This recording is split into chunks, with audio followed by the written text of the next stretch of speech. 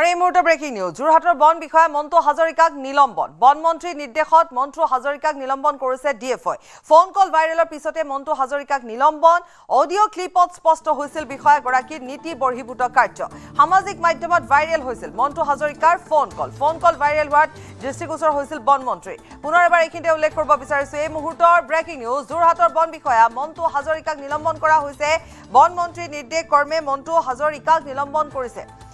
DFI নিলম্বন কৰিছে phone কল ভাইৰেলৰ পিছতে মন্টু হাজৰিকাক নিলম্বন কৰা হৈছে অডিঅ' ক্লিপত স্পষ্ট হৈছিল বিষয়াগৰাকীৰ নীতি বৰ্হিভূত কাৰ্য সামাজিক মাধ্যমত ভাইৰেল হৈছিল মন্টু হাজৰিকাৰ ফোন কল ভাইৰেল হোৱাত দৃষ্টিগোচৰ হৈছিল বন মন্ত্ৰী গৌতম বৰা আছে আমাৰ জ্যেষ্ঠ সাংবাদিক যোৰহাটৰ পৰা তেওঁ আমাক সবিশেষ জনাব গৌতম হয় নিশ্চয়কৈ পাপৰি চক ইতিমধ্যে মন্টু হাজৰিকা যি ফৰেষ্টাৰ হয় তেখেতৰ ওপৰত যিটো অভিযোগ আহিছিলে যে একাংশ যি টিপি বা যি চৰকাৰক যি কৰ পৰিশোধ কৰা যি নথিপত্ৰ সেই নথিপত্ৰ নথকা একাংশ ডাম্পাৰ বা ট্ৰাকৰ পৰা বালি পৰিবহণ ট্ৰাকৰ পৰা মাহেকত 2000কৈ টকা তেখেতে বন বিভাগৰ বাবে লৈ আহিছিল আৰু যেতিয়া প্ৰতি মাহে সময় অনুসৰি সেই টকা নিদিলে তেনেধৰণৰ ডাম্পাৰ বা ট্ৰাকবোৰ ধৰিছিল বুলি একাংশ বালি মাটি ব্যৱসায় কৰা লোকে অভিযোগ উত্থাপন কৰিছিল আৰু তাৰ পাছত তেনে এটা অডিঅ' ৰেকৰ্ডিং ভাইৰেল কৰিছিল আৰু ইতিমধ্যে আমি যে জানিব পাৰিছো যে ইতিমধ্যে মন্টু হাজৰিকাক সেই ভাইৰেল অডিঅ' কলৰ পিছতে তেওঁ নিলম্বন কৰা হৈছে কিন্তু পাপৰি নিউজ 18 অসম নৰ্থ ইষ্টৰ হাতত যিখিনি তথ্য আছে আমি বনমন্ত্ৰীগৰাকীক আহ্বান জনাব বিচাৰিম যে কেৱল মন্টু হাজৰিকাই নহয় বন বিভাগৰ যি শীৰ্ষ বিষয়া আছে যোৰহাটৰ যিগৰাকী ডিএফঅ সেই ডিএফঅ গৰাকীৰ তাতেই কাৰ্যালয় হৈছে মন্টু হাজৰিকাৰ আৰু যোৰহাটত যি ধৰণে যি অভিযোগ উত্থাপন হৈছে যে যিসমূহ গাড়ীৰ পৰা 2000 টকাকৈ লৈ আহিছিলে বা গাড়ীবোৰ জব্দ কৰি লৈ অনা হয় সেই ক্ষেত্ৰত ডিএফঅ গৰাকী কি ধৰণে জ্ঞাত নাছিল তাৰ প্ৰশ্ন উত্থাপন হৈছে আৰু যদিহে ইতিমধ্যে ডিপাৰ্টমেণ্টেল প্ৰচিডিং বা এনকুৱাৰী যদিহে আৰম্ভ হৈছে তেনেহলে যোৰহাটৰ কোন শীৰ্ষ বন বিষয়া হোটেলৰ বিল কোনে পৰিশোধ কৰে বা তেওঁলোকৰ আন নালাগে যদিহে কোনো অভ্যৰ্থনা অনুষ্ঠানলৈ যায় তাৰ যি উপহাৰ পৰ্যন্ত কোনে কিনি দিব লগা হয় সেই সকলোখিনি যদিহে তদন্তৰ আওতালৈ আহে বহু কথা পৰিষ্কাৰ হ'ব এক নম্বৰ দ্বিতীয়তে হৈছে পাপৰি যে যোৰহাটলৈ যি বালি সৰবৰাহ হয় যিসমূহ চৰকাৰী প্ৰকল্প হয় বা সাধাৰণ লোকৰ ৰাইজৰ যিসমূহ ঘৰ গৃহ নিৰ্মাণ ইত্যাদি কাম হয় তাত যি বালি ব্যৱহাৰ হয় গোলাঘাট জিলাৰ কানাইঘাট আৰু ধনশিৰিৰ পৰা সেই বালিসমূহ ইয়ালৈ আহে প্ৰায় দৈনিক 150 পৰা 200 ডাম্পাৰ বালি যোৰহাটলৈ আহে তাৰ ভিতৰত মাত্ৰ 10 বা 15% ডাম্পাৰ বা ডাম্পাৰৰহে টিপি থাকে অৰ্থাৎ যি টেক্স কৰ পৰিশোধ কৰিব লাগে চৰকাৰী বন বিভাগৰ যি কৰ সেই কৰ পৰিশোধ কৰা ডাম্পাৰৰ সংখ্যা হৈছে মাত্ৰ 20 পৰা 30খন বাকী যিবোৰ ডাম্পাৰ তেওঁলোকৰ ওচৰত তেনেধৰণৰ কোনো কৰ পৰিশোধ কৰা নথিপত্ৰ নাথাকে আৰু তাৰ বাবেই সেই যিটো মাহেকীয়া কিস্তি বন বিভাগক দিব লাগে সেই মাহেকীয়া কিস্তি ব্যৱস্থাটো চলি আছিল আমি কথা পাতিছিলো একাংশ এনেধৰণৰ বালি ব্যৱসায়ীৰ সৈতে তেওঁলোকে কৈছে যে তেওঁলোক কৰ দিবলৈ প্ৰস্তুত কিন্তু যিটো চৰকাৰী ৰঙা ফিটাৰ মেৰপেজ যে এখন টিপি তেওঁলোকে উলিয়াবৰ বাবে দিনটো অপেক্ষা কৰিব লাগে আৰু তেনেধৰণে তেওঁলোকৰ ব্যৱসায় নচলে গতিকে চৰকাৰী ব্যৱস্থাটোতে যদি কেৰুণ থকাৰ ফলতে এনেধৰণে চলি আহিছে তেওঁলোকে আহ্বান জনাইছে চৰকাৰ বনমন্ত্ৰীগৰাকীক যাতে কৰ দিবলৈ সকলো প্ৰস্তুত কিন্তু যিটো ৰঙা ফিটাৰ মেৰপেজ আৰু সেই ৰঙা ফিটাৰ মেৰপেজটো এনেধৰণে কৰি থৈছে বন বিভাগৰ একাংশ বিষয়াই যাতে সেই টিপিখন তেওঁলোকে লাভ নকৰক আৰু লাভ কৰি তাৰ যিটো মাহেকীয়া কিস্তি যাতে বন বিভাগৰ সেই বিষয়াসকলক উপঢৌকন হিচাপে যাতে দি থকা হয় তেনে এটা ব্যৱস্থাৰে এই সমগ্ৰ প্ৰক্ৰিয়াটো চলি আছে আৰু যেতিয়ালৈকে সেই চৰকাৰী ব্যৱস্থাটো ভালদৰে পৰিচালনা কৰা নহয় এনেধৰণৰ হৈ থাকিবই গতিকে পাপৰি আমি দুটা তথ্য আগবঢ়ালো যে অধিকাংশ প্ৰায় 10 পৰা 20% গাড়ীকে টিপি থাকে বাকী গাড়ীসমূহ এনেধৰণে টিপি নোহোৱাকৈ অৰ্থাৎ চৰকাৰী কৰ পৰিশোধ নকৰাকৈ চলি আহিছে আৰু তাৰ যি সুবিধা সেয়া গ্ৰহণ কৰি আহিছে একাংশ চৰকাৰী বন বিভাগৰ বিষয়াই আৰু তাৰ বাবে নিলম্বন হৈছে বৰ্তমান এইগৰাকী বিষয়া আৰু এই ক্ষেত্ৰতে আমি আৰু এটা তথ্য উল্লেখ কৰিব বিচাৰিছো যে মুকেশ জালান নামৰ যিগৰাকী থাইলেণ্ড ৰাষ্ট্ৰীয় ঘাইপথৰ ঠিকাদাৰ আছিল তেখেতে প্ৰায় 3 কোটি টকা যি ফৰেষ্ট ৰয়েলটি জমা কৰিবলৈ বাকী আছিলে আৰু বৰ্তমানলৈকে সেই ৰয়েলটি পৰিশোধ কৰা হোৱা নাই কিছুদিন পূৰ্বে আমি যে বাতৰি সম্প্ৰচাৰ কৰিছিলো আৰু তেওঁৰ ওপৰত এফআইআৰ পৰ্যন্ত দিয়া হৈছিলে যোৰহাটৰ ডিএফঅই কিন্তু অতি ৰহস্যজনকভাৱে এই এফআইআৰখন কিন্তু গোচৰ ৰুজু নহল একাংশ শীৰ্ষ বন বিষয়াই আৰ্থিক পুষ্ট হোৱাৰ বাবে গতিকে বন বিভাগটো এনেধৰণৰ কৰৰ ক্ষেত্ৰত কি এক ব্যৱস্থাপনাৰ মাজেৰে চলি আছে এই তথ্যসমূহে পোহৰলৈ আনিছে গতিকে কেৱল মন্টু হাজৰিকা কেৱল মাত্ৰ টিপ অফ দ্য আইসবাৰ্গ গতিকে বন মন্ত্ৰীগৰাকীয়ে তৎপৰতাই যদি সেই অনুসন্ধান আৰম্ভ কৰে কেৱল যোৰহাটেই নহয় গৌতম আমাৰ হাতত সেই অডিঅ' ক্লিপটো আহি পৰিছে আমি অডিঅ' ক্লিপটো এবাৰ শুনাই ল'ব বিচাৰিম আৰু তাৰপিছত আমি আকৌ আপোনাৰ সৈতে কথা পাতিম হেল্ল' মনবা কি হ'ল মোৰ গাড়ীখন আছে নি হা মোৰ গাড়ীখন আছে নি হয় অফিচলৈ গৈছো অফিচলৈ আহিবা তুমি বিহুতো দেখোন আপোনাক পইচা দিছো মই অফিচলৈ আহিবা পইচা দিয়া কথা কবাহি আহি পেলাই হা তোমাক গাড়ী 4খন চলাই থাকিবা তুমি সেইবোৰ কৰিবলৈ আহিছা মই দুখন চলাইছো আপুনি এতিয়া দুখনে কৈছে দুখন তুমি দুখন কাম কৰা হা সদায় সদায় ধেমালি কৰি আছা হেৰি নকৰিবচোন এতিয়া নাই মই অফিচলৈ গৈছো তুমি অফিচত কবাহি মন্টু হাজৰিকাই 2000 টকা লয় বুলি কবাহি আহি পেলাই মই কি কৰিবলৈ কৰিম নহয় মই আপোনাক কেতিয়া কৈছো ন আপোনাক মই 2000 টকা লৈছো বুলি কৈছো নেকি আপোনাক তুমি আহি পেলাই মোক অফিচত লগ কৰিবা না গাড়ী লৈ গৈছো অফিচলৈ গাড়ীখন কি ভৰাই দিব নেকি হয় এই তেনেকুৱাবোৰ নকৰিবচোন চলাই থাকো দেখোন আপোনাক পইচা দিয়ে থাকো দেখোন আপুনি সেইটো কথা নহয় তুমি সেনেকেতো কথা চব কথা নহয় নহয় তুমি কেলা আহি পেলাই তাৰপৰা গুগল পে' তোমাক গুগল পে'ও বন্ধ কৰি দিলো মই গম পাইছা নে তুমি সেইবোৰ কৰি থকাৰ কাৰণে তোমাৰ হোৱাটছআপো মই বন্ধ কৰি দিলো আপোনাৰ তথাপিতো মই দিয়ে থাকো ন পইচাটো নিদিয়াকে থকা নাই নহয় আপোনাকতো দি আছো ন পাই আছে আপুনি বস্তুটো সেইটো কথা নহয় তুমি বুজিছা নাই মই দুখন এতিয়াতো আজিতো মই দুখনে পঠাইছো ন দুখন বদমাচি কৰি থাকিবা ইয়াত মই পাৰ্টিক এখন গাড়ী আৰু তোমাক এখন খেলি মেলি কৰি থাকিবা তুমি মই একো খেলি মেলি কৰি থকা নাই আপোনাক তুমি খেলি মেলি কৰি আছা তুমি যদি এতিয়াই আহা মই গাড়ী এৰি থৈ যাম মই এতিয়া ঘৰৰ পৰা ওলাব অকণমান টাইম লাগিব আপুনি গাড়ীখন থৈ থওক মই গৈ আছো বাৰু তুমি আহা তেতিয়া অফিচলৈ মোক লগ কৰাহি আহি পেলাই মই গাড়ী এৰি থৈ গৈছো কিন্তু অফিচলৈ আহি মোক লগ কৰাহি আজি মই আজিয়ে লগ কৰি দিম আপুনি যদি নাহা নহয় মই কিন্তু কৈ দিছো তোমাক হেল্ল' মনবা কি হ'ল এইটো আছিলে যেটো অডিঅ' ক্লিপ যেটো ভাইৰেল ফোন কলটোত তেওঁ পোনপটীয়াকৈ এটা কথা কোৱা নাই তেওঁ টকা লোৱাৰ কথা কিন্তু তেওঁ যে টকা লৈ আছে ধাৰাবাহিকভাৱে লৈ আছে গৌতম তেওঁ যে গুগল পে' তেওঁ বন্ধ কৰি দিছে মানে তেওঁ এটা কথা জানে যে যদি প্ৰমাণ থাকে তেতিয়াহ'লে তেওঁ এদিন নহয় এদিন ধৰা পৰিব সেই কথাও তেওঁ জানে গতিকে তেওঁ অফিচলৈ মতা মানে কি বুজিম যে তেওঁ কেছ টকা লয় গতিকে এই যিবোৰ কাৰুকাৰ্য তেওঁ ইমান দিনে চলাই আছিলে আৰু যিহেতু এতিয়া তেওঁৰ গোটেই অডিঅ' ক্লিপটো ভাইৰেল হৈ গৈছে গতিকে তেওঁৰ ওপৰত ব্যৱস্থাও গ্ৰহণ কৰা হৈছে কিন্তু আপুনি ক'ব বিচাৰিছে গৌতম যে কেৱল তেওঁ নহয় আৰু বহুতো আছে এখন বিশাল সাম্ৰাজ্য আছে আপুনি যেটো কথা কৈছে গৌতম হয় নিশ্চয়কৈ পাপৰি চক এই যিবোৰ গাড়ী এই গাড়ীবিলাকৰ যিটো তেওঁলোকৰ টিপি হয় চৰকাৰক এখন ডাম্পাৰে যি কৰ পৰিশোধ কৰিব লাগে মাত্ৰ 3000 টকা 3000 টকা অৰ্থাৎ কানাইঘাটৰ যদি বালি যোৰহাটলৈ আনে 3000 টকা এখন টিপিৰ বিনিময়ত চৰকাৰী কৰ হিচাপে ডাম্পাৰ মালিকৰ পৰা সংগ্ৰহ কৰা হয় আৰু সাধাৰণ যিবোৰ বালি মহল আছে সেই মহলবিলাকৰ ক্ষেত্ৰতো তাতকৈ কম পৰিমাণৰ কিন্তু আপুনি লক্ষ্য কৰক মুকেশ জালানৰ দৰে ব্যক্তি যে 3 কোটি টকাৰ এনেধৰণৰ ফৰেষ্ট ৰয়েলটি দিবলৈ বাকী আছে সেই সকল ব্যক্তিৰ কিন্তু 7 ফুট মাপ সেই ক্ষেত্ৰত যোৰহাটৰ ডিএফঅ গৰাকীয়ে এফআইআৰ দিছিলে এফআইআৰ কপি আছে আকৌ আপোনাৰ অকমান ৰখাম আৰু এটা আছে ক্লিপ আমি আকৌ আগবঢ়াই ল'ব বিচাৰিছো লৈ গুচি যাম দুটা মানুহ চবতে উঠাই দিছো গাড়ী হ'ব মই লৈ গুচি যাম হ'ল ওকে তুমি এখন গাড়ী বুলি কৈ পেলাই সদায় 4-5খন গাড়ী চলাই দিবা মই কেতিয়াবা পকা গাড়ী লৈ ঘূৰি ফুৰিবা তুমি সেইদিনাখন দেখোন মই ক'লোৱে দেখোন মই এইফালৰ পৰা যাওঁতে আপোনাক লগ পাইছো দেখিছো মই এইফালৰ পৰাই মই যাব লাগিব ন পকৰত পিছা কৰি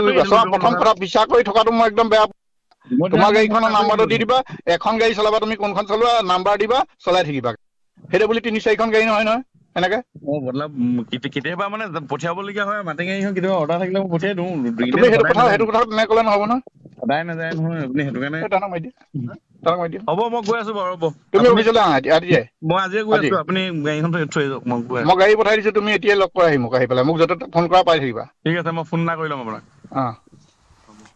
গৌতম কথা একেখিনিয়ে আচলতে এনেধৰণে এই যিবোৰ কথা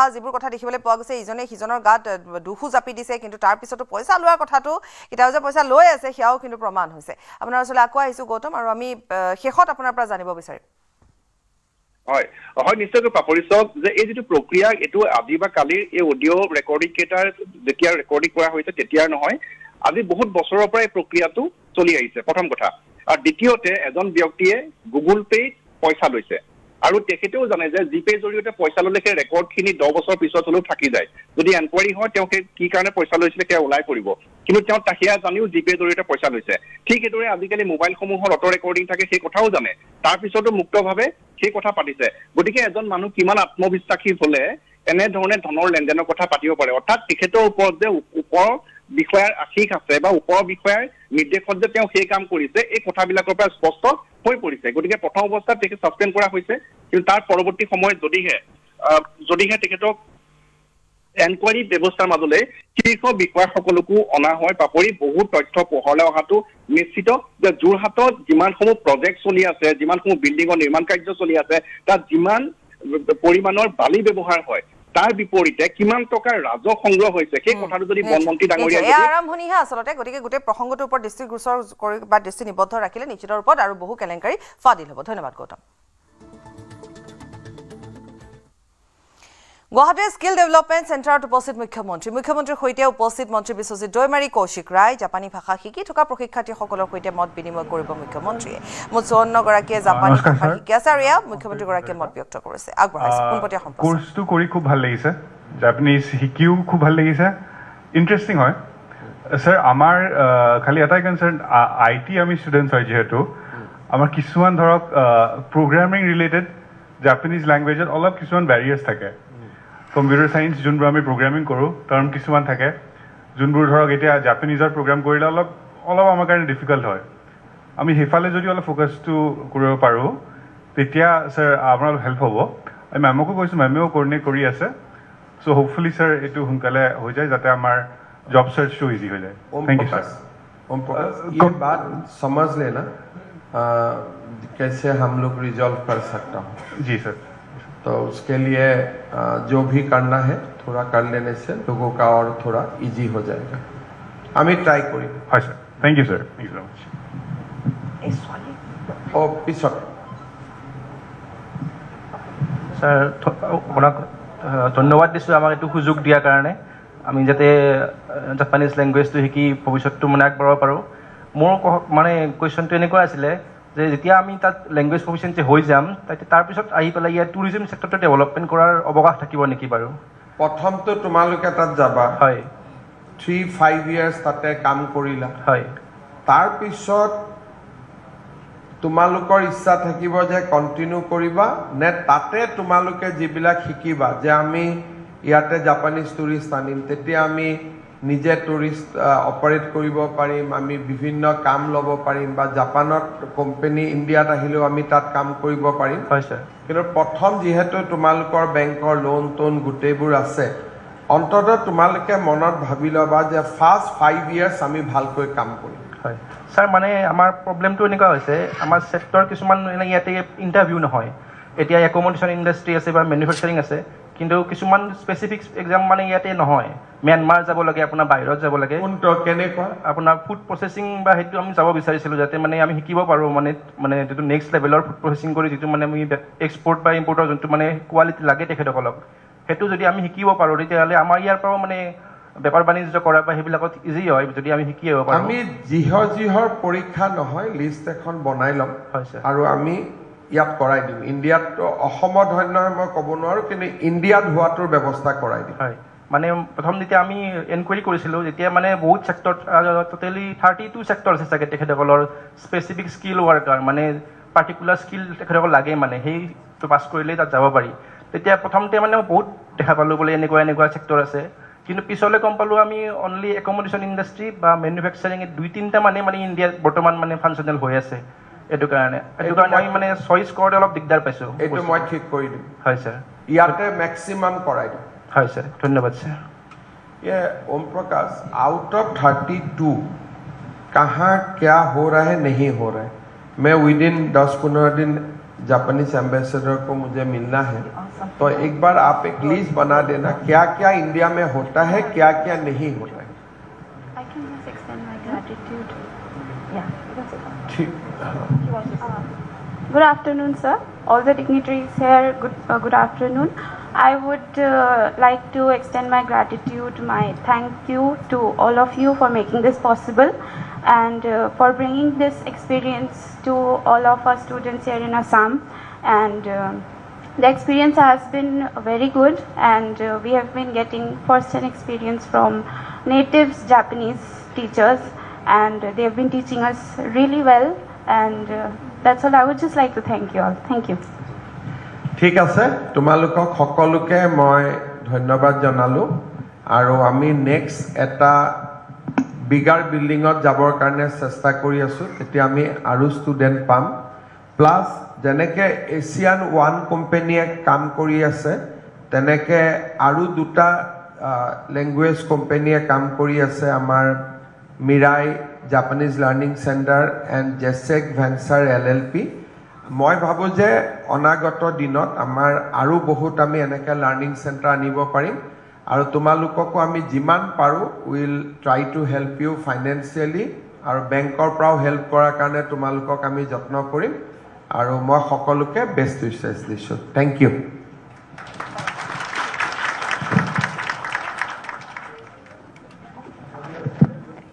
আমি ইতিমধ্যে দক্ষতা কেন্দ্ৰৰ পৰা উত্তৰ পূব দক্ষতা কেন্দ্ৰ বেতকুচিৰ পৰা পোনপটীয়া সম্প্ৰচাৰ আগবঢ়ালোঁ আৰু মুখ্যমন্ত্ৰীগৰাকীয়ে তেওঁলোকৰ সৈতে বাৰ্তালাপ কৰিলে তেওঁলোকৰ মনৰ কথাখিনি ল'লে আৰু এইকেইদিনৰ প্ৰশিক্ষণত তেওঁলোকে কিমান দূৰ লাভান্বিত হৈছে সেই সন্দৰ্ভত তেওঁলোকৰ সৈতে বাৰ্তালাপ কৰা দেখিবলৈ পোৱা গৈছে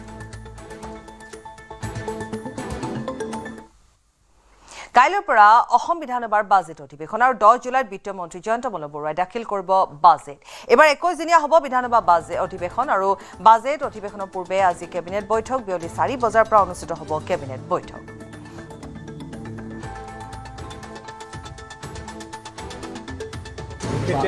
বাজেট সেশনটো 6 তাৰিখৰ পৰা হ'বগৈ আৰু 6 তাৰিখৰ পৰা হৈ পেলাই 31 জুলাইলৈ শেষ হ'ব আৰু 21 দিন কৰ্মদিন থাকিব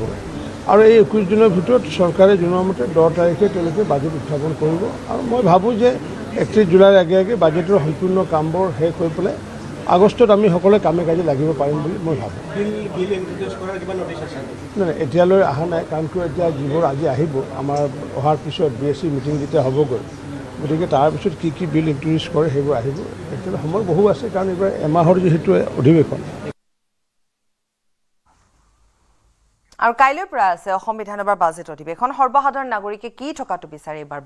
বাজেট অধিৱেশন কালত কি বিষয়ত চৰ্চা হোৱাটো বিচাৰিছে সৰ্বসাধাৰণ ৰাইজে এই বিষয়ে ভিন্নজনে আগবঢ়াইছে ভিন্ন মত কাইলৈৰ পৰা অসম বিধানসভাৰ মজিয়াত আছে বাজেট অধিৱেশন মুখ্যমন্ত্ৰী ডক্টৰ হিমন্ত বিশ্ব শৰ্মাৰ দ্বিতীয়টো কাৰ্যকালৰ প্ৰথমখন বাজেট অধিৱেশন কাইলৈৰ পৰা অনুষ্ঠিত হ'ব আৰু এই সময়ছোৱাতে বিত্ত মন্ত্ৰী জয়ন্ত মল্ল বৰুৱাই বাজেট দাখিল কৰিব বাজেটখনে সকলো শ্ৰেণীৰ সকলো স্তৰৰ ৰাইজকে চুই যায় আৰু এই বাজেটখন কেনেকুৱা হোৱাটো বিচাৰে বাজেটত এইবাৰ কি থকাটো বিচাৰে সেই সন্দৰ্ভত আমি সৰ্বসাধাৰণ নাগৰিকৰ মতামত ল'বলৈ উপস্থিত হৈছোহি শিৱসাগৰৰ দেওবৰীয়া সাপ্তাহিক বজাৰত যিখন বজাৰলৈ সকলো শ্ৰেণীৰ নাগৰিকেই আহে মই দেখুৱাইছোঁ এই পৰিৱেশ মই প্ৰথমে এগৰাকী ক্ষুদ্ৰ ব্যৱসায়ী ওচৰলৈ আহিছোঁ বাইদেউ কাইলৈৰ পৰা বাজেট অধিৱেশন আছে কি হোৱাটো কেনেকুৱা হোৱাটো বিচাৰে আমি প্ৰথমতে বিচাৰোঁ মূল্যবৃদ্ধি হ্ৰাস হ'ব লাগে মূল্যবৃদ্ধিয়ে সাধাৰণ জনতাক মানে আপোনাৰ মাধমৰীয়া মাৰ সোধাইছে আৰু আপোনাৰ স্বাস্থ্য কেন্দ্ৰত উন্নত হ'ব লাগে আমাৰ শিৱসাগৰখনত ভালকৈ চালে দেখিব পাব যে ভাল এজনো চিকিৎসক নাই চিকিৎসা খণ্ডটোত উন্নত হ'ব লাগে আৰু শিক্ষা খণ্ডটো উন্নত হ'ব লাগে হয় চৰকাৰী শিক্ষা খণ্ডত উন্নত হ'ব লাগে আৰু পেট্ৰল ডিজেলৰ মূল্য বৃদ্ধি হৈছে সেইখিনিও হ্ৰাস হ'ব লাগে আমি সাধাৰণ নাগৰিক হিচাপে সেইখিনিকে বিচাৰোঁ হয়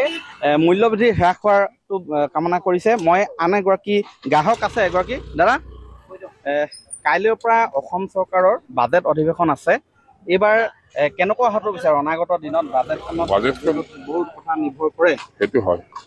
এইটো ৰাইজৰ সৰ্বাংগী উন্নতিৰ কাৰণে মানে বাজেটখন হ'ব লাগে সকলো শ্ৰেণীক চুই যাব লাগে আৰু সকলো শ্ৰেণীৰ সুবিধা কাৰণে মানে বাজেটখন ভাল হয় হয় মই আৰু এগৰাকী ক্ষুদ্ৰ ব্যৱসায়ী আছে মই দেখুৱাইছোঁ যে তেওঁৰ পৰা ভাষ্য ল'ম দাদা কাইলৈৰ পৰা বাজেট অধিৱেশন আছে আপুনি ব্যৱসায়ৰ লগত জড়িত মৎস্য ব্যৱসায়ী কেনেকুৱা হোৱাটো বিচাৰে এইবাৰ বাজেটখন আমি এটা কথাই ভাবোঁ আমি শিৱসাগৰ KP চাৰিআলিৰ পৰা দিখৌ দলঙলৈকে এখন আমাৰ বজাৰ আছে সেই বজাৰখনত গোটেই সৰ্বস্তৰ সকলোৱে কথাই কৈছোঁ আমি আজি গৰমত যিখিনি ব্যৱসায়ী মানুহ আছোঁ আমি এই ব্যৱসায় সন্থাৰ মানুহে কিমান কষ্ট কৰিবলগীয়া হৈছে আৰু বস্তু যি মানে দাম হৈছে মানুহ সকলো আশা কৰি আহে বজাৰখনলৈ বজাৰত আহি আপুনি যেতিয়া পাবহি 70 টকা 80 টকা 100 টকাৰ তলত শাক চব্জি নাপায় গতিকে আমি এটা কথাই চৰকাৰলৈ বিনম্ৰ অনুৰোধ সকলোলৈ আমি এটা অনুৰোধ কৰিছোঁ সকলোৰ ওপৰতে আমি ভৰসা কৰিছোঁ আমাৰ বস্তু যিকোনো বস্তুৱেই হওক বা তেলেই হওক গেছেই হওক সকলো বস্তুৰ দামবিলাক অলপ কমিব লাগে আমি চৰকাৰৰ ওপৰতে আশাবাদী যিহেতু সকলো ৰাইজে আমি বহুত কষ্ট কৰিবলগীয়া হয় অলপ হ'লেও ভাল ফলাফল আহিব বুলি আশা কৰে আমি আশা কৰিছোঁ সকলো ৰাইজটো আমি চৰকাৰৰ ওপৰতে আশাবাদী এতিয়া বানপানী আহিছে আপোনাৰ গৰু ছাগলীলৈকে যথেষ্ট সমস্যা হৈছে টাউন নগৰ মহলৰ মানুহে কিছুমানে গম নাপাব পাৰে কিন্তু আমাৰ বান বিধ্বস্ত জেগা বহুত আশাবাদী বহুত আশাবাদী মই পুনৰ যাম আন এগৰাকী ক্ষুদ্ৰ ব্যৱসায়ীৰ ওচৰলৈ যাম ইয়াত মই গ্ৰাহক আৰু ব্যৱসায়ী সকলোৰে মতামত লোৱাৰ চেষ্টা কৰিছোঁ দাদা কাইলৈৰ পৰা বাজেট অধিৱেশন আছে কেনেকুৱা হোৱাটো বিচাৰে বাজেট মূল্য বৃদ্ধিটো কমিব লাগে গেছৰ ডিজেল পেট্ৰল সেইটো আমি বিচাৰোঁ মূল্য বৃদ্ধিটো কমা আজিৰে পৰা মহানগৰীৰ উদ্যানত প্ৰৱেশ কৰিলে দিব লাগিব মাচুল পিছৰ প্ৰায় 150 টকা পৰ্যন্ত কৰা হৈছে উদ্যানৰ প্ৰৱেশ মাচুল আৰু এতিয়াৰে পৰা বাধ্যতামূলক হ'ল উদ্যানৰ এন্ট্ৰি ফিজ অৱশ্যে প্ৰাতঃ ভ্ৰমণৰ বাবে বিনামূলীয়া কৰা হৈছে প্ৰৱেশ মাচুল পুৱা 6 বজাৰ পৰা পুৱা 10 বজালৈকে উদ্যানত প্ৰৱেশ হ'ব বিনামূলীয়া লগতে 9 বছৰৰ তলৰ শিশু 75 বছৰৰ ঊৰ্ধ্বৰ ব্যক্তি আৰু বিশেষভাৱে সক্ষম ব্যক্তিৰ বাবেও বিনামূলীয়া হ'ব বাকী আন সকলোৰে বাবে নিৰ্ধাৰণ কৰা হৈছে উদ্যানৰ প্ৰৱেশ মাচুল জোৰপুখুৰী উদ্যানৰ প্ৰৱেশ মাচুল প্ৰতিজন ব্যক্তিৰ বাবে 20 টকা গান্ধী মণ্ডপৰ প্ৰৱেশ মাচুল 20 টকা আমবাৰী শহীদ উদ্যানৰ প্ৰৱেশ মাচুল 25 টকা হেঙেৰাবাৰীৰ অমৃত উদ্যানৰ প্ৰৱেশ মাচুল 30 টকা আদাবাৰী অটল উদ্যানৰ প্ৰৱেশ মাচুল 30 টকা শ্ৰদ্ধাঞ্জলি কাননৰ প্ৰৱেশ মাচুল 30 টকা নেহেৰু পাৰ্কৰ প্ৰৱেশ মাচুল 50 টকা ফাঁচী বজাৰৰ উদ্ভিদ উদ্যানৰ প্ৰৱেশ মাচুল 60 টকা উজান বজাৰৰ সতী ৰাধিকা শান্তি উদ্যানৰ প্ৰৱেশ মাচুল 60 টকা পান বজাৰৰ ব্ৰহ্মপুত্ৰ ৰিভাৰ ফ্ৰণ্ট উদ্যানৰ প্ৰৱেশ মাচুল 60 টকা পান বজাৰৰ ৰিভাৰ হেৰিটেজ চেণ্টাৰৰ প্ৰৱেশ মাচুল 150 টকা গুৱাহাটীৰ ৰোপৱে মাচুল এবাৰত প্ৰতিজন ব্যক্তিৰ বাবে 250 টকা গুৱাহাটী মহানগৰ উন্নয়ন প্ৰাধিকৰণে জাৰি কৰিছে এই নিৰ্দেশনা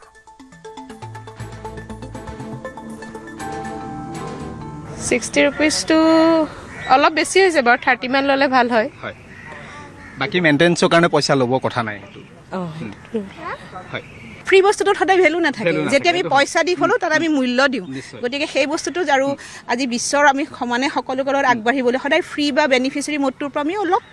ওপৰলৈ যাব লাগিব গতিকে বস্তু ইমানো বেছি হোৱা নাই ঠিকে আছে আমি চৰকাৰক সহযোগ কৰা দৰকাৰ এটা ৰিজনেবল হ'লে ভাল হয় যিটো চবেই মানে এনজয় কৰিব পাৰে বা হেৰি কৰিব পাৰে আৰু বিশেষকৈ সাধাৰণ শ্ৰেণীৰ লোকসকল বেছি সেইটোৱে কৈছোঁ মই হয় হয় সেইটোৱে কৈছোঁ সাধাৰণ শ্ৰেণীৰ মানুহখিনি বেছিকৈ আহে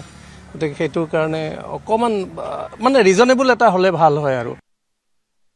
10টা বজাৰ পৰা টিকেট হ'ব আপোনাৰ আজিৰ পৰা আজি প্ৰথম হৈছে কেনেদৰে সাজু হৈছে আপোনালোকে হয়তো টিকেট চাব গতিকে কেনেদৰে আপোনালোকক সাজু কৰোৱা হৈছে আমাক আগতীয়াকৈ বিনামূলীয়া এটা টিকেট দিয়া হৈছিলে সেইটো মতে এতিয়া পইচা ল'ব 60 টকাকৈ হ'ব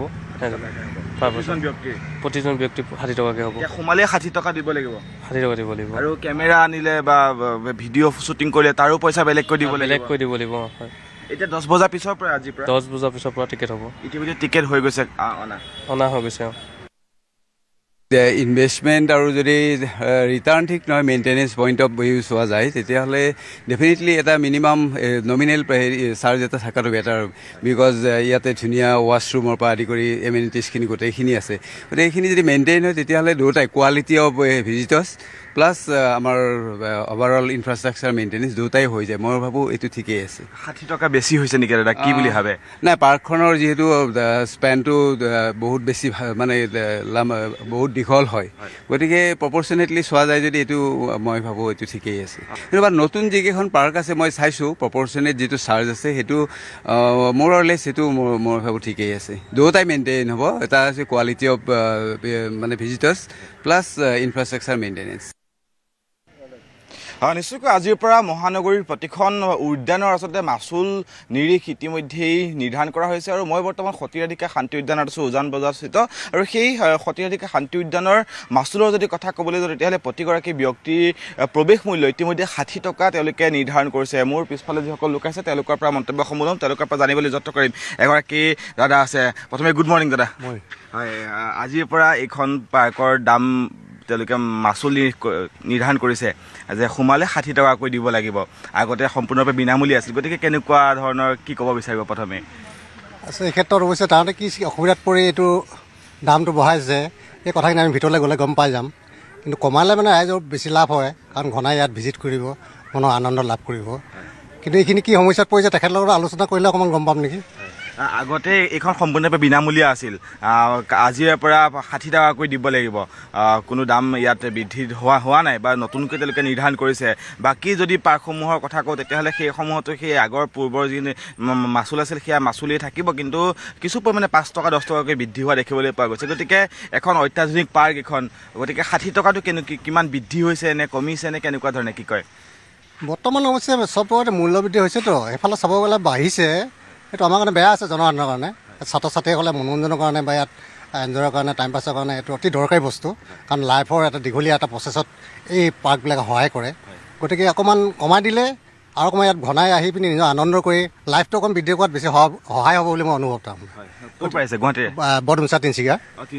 হয় তিনিচুকীয়া আজি প্ৰথম আহিলে এখনত আজি প্ৰথম সোমাইছোঁ মই ভাল লাগিছে পাৰ্কখন ভাল লাগিছে থেংক ইউ আৰু এগৰাকী ব্যক্তি আহিছে দাদা ক'ৰ পৰা গুৱাহাটীৰে বঙাইগাঁৱৰ পৰা এই পাৰ্কখনত সোমাইছে ইমান দিনে ফ্ৰী আছিল পাৰ্কখন আজিৰ পৰা পইচা দিব লাগিব 60 টকা নিৰ্ধাৰণ কৰিছে এই পাৰ্কখনৰ কাৰণে কেনেকুৱা কি বুলি ক'ব বিচাৰে 60 টকাটো আমাৰ কাৰণে অলপ বেছি হয় ইমান টকা দি আহিব লাগে গাড়ী লৈ অলপ কম হ'লে ভাল হয় চৰকাৰে এতিয়া বহুত বেছি হৈছে আমি আহিছোঁ 16 জন আহিছোঁ 16 জনে এতিয়া পুৱাৰ ভাগত দিব নাই 10 বজাৰ পিছৰ পৰা সোমালে 60 টকাকৈ দিব লাগিব নাই এতিয়াতো নিয়ম যদি কৰিছে দিবই লাগিব সেইটো এতিয়াতো মোৰ কাৰণে নহয় চবৰ কাৰণে সেইটোৱে আৰু গতিকে এখন অত্যাধুনিক পাৰ্ক ধুনীয়াকৈ বনাইছে পাৰ্কখন ধুনীয়া হৈছে কিন্তু পইচাৰ পৰিমাণটো অলপ বেছি হৈছে চাফ চিকুণ কৰিবলৈও পইচাসমূহ লাগে সেইটোতো লাগিব কিন্তু অলপ কম হ'লে ভাল আছিল এইটো কাৰণে ঠিক আছে এয়া আচলতে যিসকল লোক আছে তেওঁলোকে পৰ্যটকসকলে ইতিমধ্যে মন্তব্য কৰিছে যে কিছু লোকৰ মতে বেছি হৈছে আমি যিসকলে মন্তব্য দিছোঁ তেওঁলোকে কৈছে যে দূৰ দূৰণিৰ পৰা তেওঁলোকে ইয়ালৈ আহে চাবলৈ আহে পাৰ্কসমূহ বা উদ্যানসমূহ বা গুৱাহাটীলৈ আহিলে তেওঁলোকে এপাক এই পাৰ্কখনত ভুমুকি মাৰে গতিকে যথেষ্ট দাম বৃদ্ধিৰ কথাও তেওঁলোকে কৈছে আৰু এগৰাকী বাইদেউ আছে তেওঁৰ পৰা মন্তব্য ল'ম বাইদেউ ক'ৰ পৰা গুৱাহাটীৰে নেকি নহয় বৰমা নলবাৰী বৰমাৰ পৰা আহিছে এই পাৰ্কখন আগতে আহিছে নে আজি প্ৰথম ফাৰ্ষ্ট আহিছোঁ ভালে লাগিছে বাচ্চাখিনিৰ কাৰণে ভাল আৰু গোটেইখিনি ঘূৰিলোঁ চবখিনি পৰিৱেশ ভাল লাগিছে পুৱাৰ ভাগত পইচা দিব নালাগে কিন্তু আজিৰ পৰা 10 বজাৰ পিছৰ পৰা পইচা দিব লাগিব 60 টকাকৈ প্ৰৱেশ মূল্য সোমালে টিকেট কাটিব লাগিব টিকেট কাটি সোমাব লাগিব গতিকে কেনেকুৱা ধৰণে 60 টকাক লৈ সেই টকা বেছি হৈছে কম হৈছে উদ্যানখন চাই কেনেকুৱা কি ক'ব এনেই অকণমান বেছি হয় আৰু চবৰ কাৰণে যদি বেছিকৈ ধৰি লওক বেছিকৈ বাচ্চা থাকিল যদি চব গোটেইখিনি দিব লাগে তেতিয়া অকণমান দিগদাৰ হয় আৰু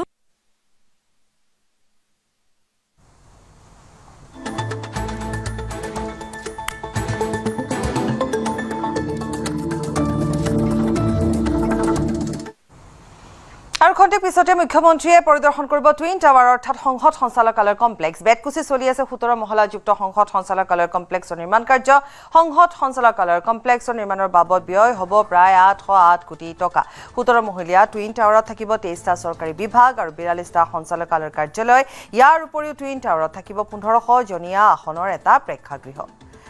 পোনপটীয়াকৈ আমি দেখুৱাই গৈছোঁ মুখ্যমন্ত্ৰী ইতিমধ্যে টুইন টাৱাৰত উপস্থিত হৈছে টাৱাৰৰ সন্মুখত উপস্থিত হৈ তেওঁ পৰিদৰ্শন কৰিছে আজি মুখ্যমন্ত্ৰীগৰাকীৰ ব্যস্ত যি কাৰ্যক্ৰমণিকা আছে তাৰ ভিতৰত ইতিমধ্যে তেওঁ দক্ষতা বিকাশ কেন্দ্ৰত উপস্থিত হৈ তেওঁ ছাত্ৰ ছাত্ৰীসকলৰ সৈতে বাৰ্তালাপ কৰিলে তাৰ পিছতে তেওঁ বৰ্তমান বেতকুচিত নিৰ্মাণ হৈ থকা টুইন টাৱাৰৰ কাষত উপস্থিত হৈছে পৰিদৰ্শন কৰিছে কাম কিমান দূৰ বাকী আছে আৰু এতিয়ালৈকে যিহেতু আমি কৈছোঁৱেই যে কিমান টকা ইয়াত ব্যয় হৈছে আৰু ইয়াত 808 কোটি টকা ব্যয় সাপেক্ষে নিৰ্মাণ কৰি থকা হৈছে বেতকুচিত টুইন টাৱাৰ বৰ্তমান পৰিদৰ্শন কৰি থকা হৈছে গতিকে কিমান দূৰ আগবাঢ়িছে আৰু কিমান বাকী আছে এই সন্দৰ্ভত তেওঁ ইঞ্জিনিয়াৰসকলৰ সৈতে তেওঁ কথা পাতিছে বা তাত থকা যিসকল কৰ্মচাৰী সকলো শ্ৰমিক সকলো তাত আছে গতিকে তেওঁ আটাইখিনি চাইছে পৰিদৰ্শন কৰিছে নিজে পৰিদৰ্শন কৰিছে ভুল ত্ৰুটি বা কিবা যদি ক'ৰবাত ৰৈ গৈছে আৰু এখন আমি নক্সা দেখুৱাইছোঁ যিখন নক্সা মতে আচলতে এই টুইন টাৱাৰটো নিৰ্মাণ হ'ব যিখন নক্সা চালে বুজিব পাৰি যে কেনেকুৱা হ'ব পাৰে এই টুইন টাৱাৰ আৰু খুবেই সুন্দৰ এটা বিল্ডিং খুব সুন্দৰভাৱে নিৰ্মাণ কৰি থকা হৈছে কিন্তু কেনেধৰণে নিৰ্মাণ কৰি থকা হৈছে সেয়া তেওঁ নিজে চাব বিচাৰিছে যে কিমান দূৰ আচলতে কিমান শক্তিশালী এটা অট্টালিকা হ'ব পাৰে বা ইয়াত ভূমিকম্প ৰোধ কৰাৰ কিবা তেনেকুৱা ধৰণৰ সকলোখিনি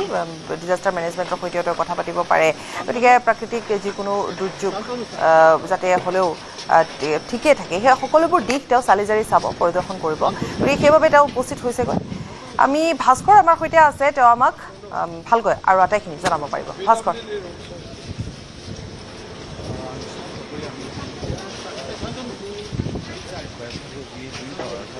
ভাস্কৰ আপুনি আছে, আপুনি যিহেতু আটাইখিনি চাই আছে, আপুনি আমাক জনাব যে মুখ্যমন্ত্ৰীগৰাকী কি বাৰ্তালাপ কৰিছে, কি সুধিছে, কি জানিব বিচাৰিছে। বেতকুছিৰ পৰা যিহেতু পোনপটীয়াকৈ আমি দেখুৱাই গৈছোঁ, তাত পূৰ্ণ গতিত বৰ্তমান নিৰ্মাণ কাৰ্য চলি আছে। বেতকুছিত টুইন টাৱাৰ পৰিদৰ্শন কৰি থকা দেখিবলৈ পোৱা গৈছে। নিৰ্মাণ কাৰ্য কিমান দূৰ শেষ হৈছেগৈ আৰু কিমান বাকী আছে, এই গোটেইখিনি কথা তেওঁ পৰ্যবেক্ষণ কৰিছে। আজি তেওঁৰ কেইবাটাও কাৰ্যসূচী গুৱাহাটীতে আছে।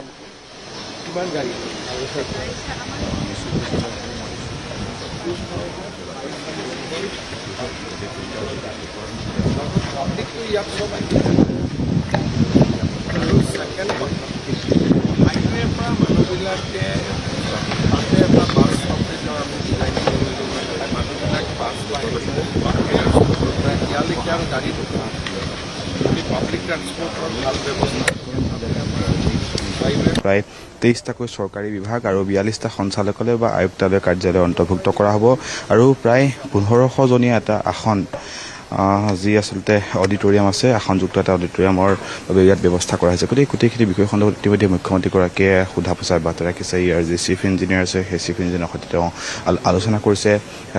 যিহেতু ভূমিকম্প প্ৰৱণ অঞ্চলসমূহৰ ভিতৰত অসমকো ধৰা হয়, সেই গতিকে ভূমিকম্পৰ ক্ষেত্ৰত কেনেকুৱা ধৰণৰ ব্যৱস্থা গ্ৰহণ কৰা হৈছে বা ইয়াত পাৰ্কিঙৰ ক্ষেত্ৰত যিখিনি ব্যৱস্থা কৰিব লাগে, সেই পাৰ্কিঙৰ ক্ষেত্ৰত কেনেকুৱা ধৰণৰ ব্যৱস্থা, গোটেইখিনি সন্দৰ্ভত মুখ্যমন্ত্ৰীগৰাকীয়ে ইতিমধ্যে সোধা পোছা বাৰ্তা ৰাখিছে। মই কিছু এম্বিয়েঞ্চ আছে, সেইখিনি মুখ্যমন্ত্ৰীয়ে কথা পাতি থকা বা বাৰ্তালাপ কৰি থকা দৃশ্যসমূহ ইতিমধ্যে দেখুৱাই আছোঁ আৰু তেওঁ কথা পাতি থকা গোটেই দৃশ্যসমূহ শুনাবলৈও যত্ন কৰিব। আচলতে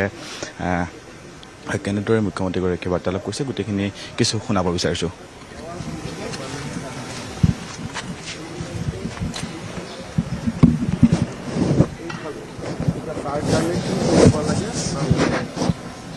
কৰি পেলাই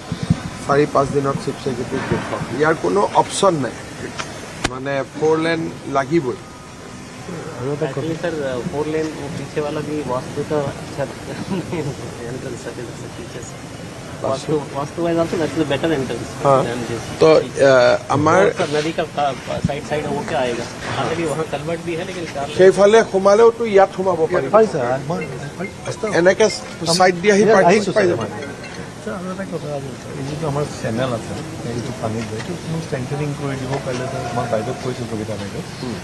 কৰি দিলে ছাৰ আমাৰ পানীৰ ফুটেজ মাজে মাজে আহি যায়, এইটো বস্তু বন্ধ হৈ গৈছে। কৰিমেই ছাৰ ৰাস্তাটো আমি কেনেকৈ কেনেকৈ কৰিব পাৰি। যিটো আমাৰ ইয়াতে এষ্টিমেটটো ঠিক কৰাৰ কথা আছিল, হ'ল एस्टिमेट सर अभी have restricted to that original estimate sir, putting AC only limited to those eligible people. Then 54 में पहले से ज़्यादा हुआ, इसीलिए sir we have use that Mahua area allotment. Now only thing is sir, additional thing जो है sir, that is about the partitions, cabins sir, that's also substantial amount. उसका भी मैं बोला है कि सर एक बार थोड़ा सा देख के अलग-अलग क्वालिटी का। দেন এইটো ফাইনেলে যে আজি মই লিষ্টখন চাই দিম, ক'ৰবাত নহ'ব পাৰে, মই আজি লাষ্ট লিষ্টখন চাই মই ফাইনেল কৰি দিম। ঠিক আছে, PPT ইতিমধ্যে মুখ্যমন্ত্ৰীগৰাকীয়ে সকলোবিলাক বিষয় সন্দৰ্ভত সোধা পোছা অব্যাহত ৰাখিছে। ইতিমধ্যে কৈছে যে ৰাস্তাটো যথেষ্ট সৰু, গতিকে 4 লেনযুক্ত অৰ্থাৎ 4 লেনযুক্ত যি পথৰ কথাও ইতিমধ্যে মুখ্যমন্ত্ৰীগৰাকীয়ে বাৰ্তালাপ কৰিছে। সোমাই অহা যিটো পথ, মূল পথ, PM একটা মলৰ সন্মুখেদি যিটো পথ আহিছে, সেই পথটোৰ সন্দৰ্ভত আচলতে মুখ্যমন্ত্ৰীগৰাকীয়ে প্ৰশ্ন কৰা দেখিবলৈ পোৱা গৈছে। সমান্তৰালকৈ ইয়াত পাৰ্কিঙৰ কথা কৈছোঁ, পাৰ্কিঙৰ কথা মুখ্যমন্ত্ৰীগৰাকীয়ে সুধিছে যে দুটা বিশেষ আচলতে পথ ইয়াত নিৰ্মাণ কৰা হৈছে, যে এই যি সমলয় সঞ্চালকালয় কাৰ্যালয়, এই কাৰ্যালয়টোলৈ আহিবলৈ দুটাকৈ বিশেষ পথৰ ব্যৱস্থা কৰা হৈছে আৰু প্ৰায় 3000তকৈ অধিক বাহন ৰাখিব পৰাকৈ ইয়াতে পাৰ্কিং আচলতে ব্যৱস্থা কৰা বুলি আমি ইতিমধ্যে খবৰ লাভ কৰিছোঁ। আৰু পথৰ কথা কৈছোঁৱে, 4 লেনযুক্ত অৰ্থাৎ 4 লেনযুক্ত যি পথ, 4 লেন পথৰ ইয়াতে ব্যৱস্থা কৰাৰ বাবে মুখ্যমন্ত্ৰীকে আহ্বান জনাইছে। মুখ্যমন্ত্ৰীকে ইতিমধ্যেই যি নিৰ্মাতাসকলক দায়িত্ব প্ৰদান কৰা বুলি আমি খবৰ লাভ কৰিছোঁ আৰু হয়তো বহু কথা মুখ্যমন্ত্ৰীগৰাকীয়ে প্ৰশ্ন কৰিব, এনেকুৱা ধৰণৰ গোটেই বিষয় সন্দৰ্ভত মুখ্যমন্ত্ৰীগৰাকীয়ে হয়তো সেয়া অৱগত হ'বলৈ যত্ন কৰিব, অৱগত হ'ব। গতিকে মুখ্যমন্ত্ৰীগৰাকীৰ প্ৰশ্নসমূহ আমি শুনাই যাবলৈ যত্ন কৰিম, সম্ভৱ হ'লে মুখ্যমন্ত্ৰীগৰাকীৰ পৰা মন্তব্যসমূহ ল'বলৈ যত্ন কৰিম। ইতিমধ্যে কৈছোঁ যে পথৰ ক্ষেত্ৰত মুখ্যমন্ত্ৰীয়ে বিশেষ ব্যৱস্থা গ্ৰহণ কৰাৰ বাবে দায়িত্ব দিছে আৰু বানপানীৰ ক্ষেত্ৰত যাতে কোনো ধৰণৰ ইয়াত অসুবিধা নহয়, পথসমূহ ওখকৈ যাতে নিৰ্মাণ হয়, এই ঠাইখিনিত যাতে গ্ৰাউণ্ড ফ্ল'ৰ, যিহেতু দুটাকৈ গ্ৰাউণ্ড ফ্ল'ৰ বনোৱা হৈছে, সেই গ্ৰাউণ্ড ফ্ল'ৰ কেইটাত পাৰ্কিঙৰ ক্ষেত্ৰত যাতে কোনো ধৰণৰ অসুবিধাৰ সৃষ্টি নহয়, তাৰ বাবে বিশেষভাৱে আচলতে মুখ্যমন্ত্ৰীগৰাকীয়ে গুৰুত্ব প্ৰদান কৰিছে। আপুনি আমি দৃশ্যসমূহ দেখুৱাইছোঁ মুখ্যমন্ত্ৰীকে গোটেই ভৱনটো আচলতে পৰিদৰ্শন কৰিছে এফালৰ পৰা তেওঁ গোটেই দৃশ্যসমূহ চাই গৈছে যি ভৱনসমূহ নিৰ্মাণ হৈ আছে প্ৰায় 17 মহলীয়াকৈ দুটা অট্টালিকা বৃহৎ টুইন টাৱাৰ বুলি যাক কোৱা হয় গতিকে সেই টুইন টাৱাৰ নিৰ্মাণৰ ক্ষেত্ৰত কোনো যাতে বিসংগতি ৰৈ নাযায় তাৰ ক্ষেত্ৰত আচলতে মুখ্যমন্ত্ৰীগৰাকী কঠোৰ হোৱা দেখিবলৈ পোৱা গৈছে ইতিমধ্যে সকলোবিলাক ঠাই তেওঁ পৰিদৰ্শন কৰিছে আৰু যিসমূহ আচলতে যাৱতীয় কাম কাজসমূহ সেই কাম কাজসমূহ যাতে অনতিপলমে হয় পথসমূহ যাতে অতি সুন্দৰকৈ সোনকালে নিৰ্মাণ হয় ইয়াত যিসকলে আচলতে কাম কৰি আছে কৰ্মচাৰীসকলে যাতে নিৰাপত্তাৰ ক্ষেত্ৰত বা সাৱধানতাৰ ক্ষেত্ৰত কোনো যাতে ত্ৰুটি ৰৈ নাযায় গতিকে গোটেই বিষয় সন্দৰ্ভত মুখ্যমন্ত্ৰীগৰাকীয়ে সোধা পোছা অব্যাহত ৰাখিছে প্ৰভা সিং আছে জ্যেষ্ঠ ভিডিঅ' জাৰ্নেলিষ্ট প্ৰভা সিঙে সকলোবিলাক দৃশ্য এফালৰ পৰা দেখুৱাই গৈছে মই মুখ্যমন্ত্ৰীগৰাকীৰ সৈতে সম্ভৱ হ'লে মন্তব্যসমূহ ল'বলৈ যত্ন কৰিম কেনেকুৱা ধৰণৰ প্ৰশ্ন কৰি সেয়াও শুনাবলৈ যত্ন কৰিম কিন্তু কিছু পুনৰবাৰ এম্বিয়েঞ্চ শুনাই ল'ব বিচাৰিছোঁ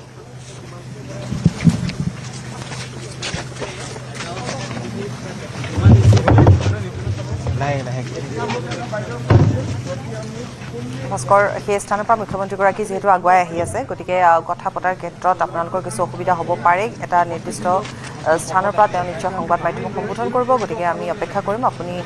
তেওঁৰ ভাষ্য সংগ্ৰহ কৰিব আৰু সমান্তৰালভাৱে আমিও পোনপটীয়াকৈ দেখুৱাই গৈছোঁ যে টুইন টাৱাৰ বেতকুছিত স্থিত যি টুইন টাৱাৰ সেই টুইন টাৱাৰ তেওঁ পৰিদৰ্শন কৰিছে নিৰ্মাণ কাৰ্য চলি আছে ক্ষীপ্ৰ গতিত চলি আছে ইতিমধ্যে ভাস্কৰে কৈছে যে এই টুইন টাৱাৰ কি থাকিব কিমান মহলীয়া হ'ব আৰু যিহেতু 17 মহলাযুক্ত এটা অট্টালিকা হ'ব 17 মহলাযুক্ত এটা অট্টালিকা হ'ব য'ত ব্যয় হৈছে 808 কোটি টকা আৰু ইতিমধ্যে নিৰ্মাণ কাৰ্য ক্ষীপ্ৰ গতিত চলি আছে প্ৰায় অন্তই পৰিব বিভাগীয় বিষয়াৰ পৰা নিৰ্মাণ কাৰ্য বুজ লৈ আছে মুখ্যমন্ত্ৰীগৰাকীয়ে আটাইখিনি দিশ তেওঁ চালি জাৰি চাইছে যাতে ভৱিষ্যতলৈ কোনো ধৰণৰ তাত খুঁটি যাতে ৰৈ যাব লগা নহয় বা কোনো ধৰণৰ খুঁট ৰৈ নাযায় ত্ৰুটি ৰৈ নাযায় তাৰ ওপৰত নিৰ্ভৰ কৰিব এতিয়া আজিৰ দিনটোত মুখ্যমন্ত্ৰীগৰাকীয়ে তেওঁ এই প্ৰখৰ ৰ'দকো নেওচি কেইবাটাও কাৰ্যসূচীত তেওঁ অংশগ্ৰহণ কৰি পৰিদৰ্শন কৰিছে বিশেষকৈ গুৱাহাটী ডেভেলপমেণ্টৰ ক্ষেত্ৰত কেনেধৰণে যিখিনি আশ্বাস যিখিনি প্ৰতিশ্ৰুতি দিয়া হৈছিলে বা যিবোৰ কাম যোৱা বৰ্ষকেইটাত তেওঁ ঘোষণা কৰিছিলে ঘোষণা কৰাৰ পিছত কাম আৰম্ভ হৈছিলে সেই কামবোৰ ক'ৰবাত ৰৈ যোৱা নাইতো বা ক'ৰবাত স্থবিৰ হৈ যোৱা নাইতো তেনেকুৱা ধৰণৰ কিছু কথাৰ মাজেৰে তেওঁ আগবাঢ়ি আটাইখিনি চাইছে যাতে এইকেইটা সময়ৰ ভিতৰত এইখিনি শেষ হ'ব পাৰে গতিকে ঠিক তেনেধৰণে আমি ভাস্কৰো ইতিমধ্যে নিশ্চয় সাজু হৈছে গতিকে ভাস্কৰৰ ওচৰলৈ আমি আকৌ যাম ভাস্কৰে দেখাব পৰা ঠাইৰ পৰা ভাস্কৰে আমাক পোনপটীয়াকৈ পুনৰ দেখুৱাব ভাস্কৰ নিশ্চয়কৈ আচলতে পাপৰি মই দৃশ্যসমূহ দেখুৱাই আছোঁ মুখ্যমন্ত্ৰীগৰাকীয়ে যি এই কনষ্ট্ৰাকশ্যনৰ যি আচলতে কোম্পানী সেই কোম্পানীটোৰ অফিচত তেওঁ গৈছে আৰু ইতিমধ্যেই হয়তো বাৰ্তালাপ কৰি আছে ভিতৰত কৈছোঁ যে যি পথৰ ক্ষেত্ৰত বিশেষ ব্যৱস্থা মুখ্যমন্ত্ৰীগৰাকীয়ে ল'বলৈ অনুৰোধ জনাইছে চাৰিলেনযুক্ত আচলতে যি পথ সেই পথৰ ব্যৱস্থা কৰিবলৈ ইতিমধ্যে নিৰ্দেশ প্ৰদান কৰিছে সমান্তৰালকৈ দুটাকৈ যি বিকল্প পথৰ কথা কৈছোঁ দুটাকৈ বিকল্প পথৰ আচলতে ব্যৱস্থা কৰিবলৈ ইতিমধ্যে কৈছে আৰু যাতে কোনো ধৰণৰ অসুবিধাৰ সৃষ্টি নহয় সমান্তৰালকৈ কৈছোঁ যে প্ৰায় 23টাকৈ চৰকাৰী ইয়াত কাৰ্যালয় থাকিব প্ৰায় 42টাতকৈও অধিক আচলতে যি সঞ্চালকালয় কাৰ্যালয় ইয়াত থাকিব গতিকে যথেষ্ট লোকৰ ইয়ালৈ সমাগম হ'ব যথেষ্ট লোক ইয়ালৈ প্ৰতিদিনে অহা যোৱা কৰিব গতিকে পাৰ্কিঙৰ ক্ষেত্ৰতে বিশেষভাৱে ব্যৱস্থা গ্ৰহণ কৰিব লাগিব গোটেই যিহেতু প্ৰায় যি এই ভৱনটো আছে ভৱনটোৰ গোটেই ঠাইখিনি ইতিমধ্যেই মুখ্যমন্ত্ৰীগৰাকীয়ে এফালৰ পৰা পৰিদৰ্শন কৰিছে আৰু কোনো ধৰণৰ খুঁটি যাতে ৰৈ নাযায় পুনৰবাৰ কৈছোঁ এই যিটো ভৱন আচলতে টুইন টাৱাৰ নিৰ্মাণ কৰা হৈছে সেই টুইন টাৱাৰ যাতে কোনো ধৰণৰ খুঁটি ৰৈ নাযায় তাৰ বাবে কিন্তু বিশেষভাৱে ব্যৱস্থা কৰাৰ বাবে আহ্বান জনাই দেখিবলৈ পোৱা গৈছে আৰু সমান্তৰালকৈ গোটেই মই যি দীঘলীয়া তালিকা আচলতে সেই তালিকাখন বা কি সুবিধা থাকিব ইয়াত কেনেকুৱা ধৰণে কামসমূহ কৰা হ'ব সেইবিলাক সন্দৰ্ভত ইতিমধ্যেই জনাবলৈ যত্ন কৰিছোঁ প্ৰায় 808 কোটি টকা ব্যয় সাপেক্ষে নিৰ্মাণ কৰা হৈছে এইটো টুইন টাৱাৰ আৰু প্ৰায় 11.5 একৰ ভূমি ইয়াত আছে আৰু গোটেই যদি ঠাইখিনিৰ কথা কওঁ তেতিয়াহ'লে প্ৰায় গোটেই যিখিনি ঠাই আছে গোটেই ঠাইখিনিত এই টুইন টাৱাৰটোৰ ক্ষেত্ৰত ল'বলগীয়া সাৱধানতা ভূমিকম্প প্ৰতিৰোধৰ বিশেষ ব্যৱস্থা সেই গোটেই ব্যৱস্থা আচলতে মুখ্যমন্ত্ৰীগৰাকীয়ে ইতিমধ্যে তন্নতন্নকৈ পৰীক্ষা কৰিছে আৰু এই যি আচলতে বিশেষ টাৱাৰটো বা বিশেষ ভৱনটো সেই ভৱনটোৰ ক্ষেত্ৰত প্ৰায় 10,000 যি আচলতে গাড়ী ভাস্কৰ এটা কথা ভাস্কৰ আপুনি যি ঠাইত আছে তাৰ পৰা আপুনি যিটো অট্টালিকা বৰ্তমান নিৰ্মাণ হৈ আছে 17 মহলীয়া যিটো টুইন টাৱাৰ কেমেৰা পাৰ্চনে দেখাব পৰা স্থিতি যদি আছে তেতিয়াহ'লে আমাৰ দৰ্শকসকলক দেখুৱাওক যে বৰ্তমান তাত কেনেধৰণে চলি আছে কি চলি আছে বা টাৱাৰটো কেনেকুৱা ধৰণে কিমান দূৰ তাত শেষ হৈছে কাম কেমেৰাই যদি দেখুৱাই যায় আপুনি তেতিয়া আমাক কথাখিনি বুজাই যাব পাৰিব নিশ্চয়কৈ পাপৰি আমি কিছু সময় পূৰ্বে যিসমূহ ভিজুৱেল সংগ্ৰহ কৰিছিলোঁ তাত স্পষ্টকৈ দেখুওৱা হৈছে যে কেনেকুৱা ধৰণে আচলতে দুটাকৈ টুইন টাৱাৰ সেই যি টুইন টাৱাৰ তেওঁ ইয়াত নিৰ্মাণ কৰা হৈছে সেই টুইন টাৱাৰ সম্পূৰ্ণ দৃশ্য আমি তাত দেখুৱাবলৈ যত্ন কৰিছিলোঁ কিন্তু বৰ্তমান সময়ত মুখ্যমন্ত্ৰীগৰাকী যি স্থানত উপস্থিত আছে তাৰ ঠিক ওচৰতে আমি যিহেতু উপস্থিত আছোঁ আৰু ইয়াৰ পৰা দেখুওৱাটো সম্ভৱ নহয় গতিকে আমি পৰৱৰ্তী সময়ত নিশ্চয়কৈ দেখুৱাবলৈ যত্ন কৰিম আচলতে গোটেই টুইন টাৱাৰ যি আপুনি পৰৱৰ্তী সময়ত দেখুৱাব আৰু এতিয়া আপুনি যিহেতু সেই স্থানত আছে মুখ্যমন্ত্ৰীগৰাকী যেতিয়া ওলাই আহিব আপোনালোকে ভাষ্য সংগ্ৰহ কৰিব আমি তেতিয়া পুনৰ আপোনাৰ ওচৰলৈ যাম আৰু সংযুক্ত হ'ম আপোনাৰ সৈতে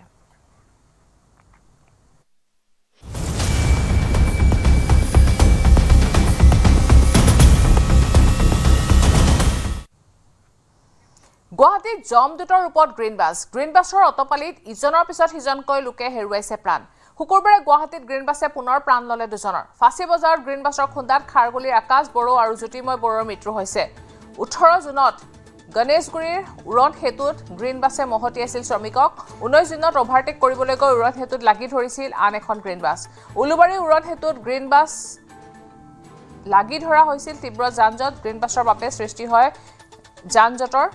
পূৰ্বেও চানমাৰীত স্কুটি আৰোহী এজন ডেলিভাৰী বয়ক খুন্দিয়াছিল সুৰাসক্ত গ্ৰীণ বাছৰ চালকে পল্টন বজাৰ গণেশগুৰি অভিমুখী এখন গ্ৰীণ বাছে 2025 চনত খুন্দিয়াইছিল পথৰ কাষৰ দেৱালত এই ঘটনাত আঘাতপ্ৰাপ্ত হৈছিল কেইবাগৰাকীও যাত্ৰী গ্ৰীণ বাছৰ দৌৰাত্ম ৰোধত ব্যৰ্থ হৈছে চৰকাৰ প্ৰশাসন পৰিবহণ মন্ত্ৰীয়ে দিছিল গ্ৰীণ বাছক নাকি লগোৱাৰ হুংকাৰ বাছৰ সন্মুখত চালকৰ অনুজ্ঞা পত্ৰ ৰখাৰো নিৰ্দেশ দিছিল তথাপি গুৱাহাটীত ৰোধ নহল গ্ৰীণ বাছৰ দৌৰাত্ম বিভিন্ন সময়ত সামাজিক মাধ্যমতো গ্ৰীণ বাছৰ বিৰুদ্ধে ৰাইজে ক্ষোভ উজাৰে সুৰাসক্ত গ্ৰীণ বাছৰ চালকৰ অটপালিৰ পোহৰলৈ আহিছে চালকৰ মোবাইল ফোন ব্যৱহাৰ কৰি য'তে ত'তে গ্ৰীণ বাছ ৰখোৱাটো হৈ পৰিছে ভাবুকি ৰাজপথত গ্ৰীণ বাছৰ প্ৰতিযোগিতাই ৰাইজৰ জীৱন সম্পত্তি সুৰক্ষা নোহোৱা কৰিছে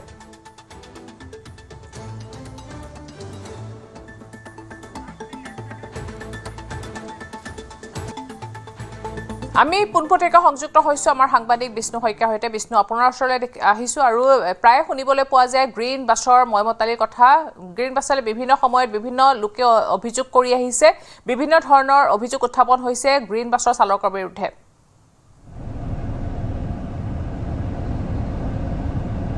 সঁচা গ্ৰীণ বাছক লৈ পেলাই যি আচলতে ৰাইজৰ অসন্তুষ্টি আৰু বিভিন্ন সময়ত বিভিন্ন অভিযোগ উত্থাপন হৈ আহিছিল আৰু শেহতীয়াকৈ ফাঁচী বজাৰত যিটো দুৰ্ঘটনা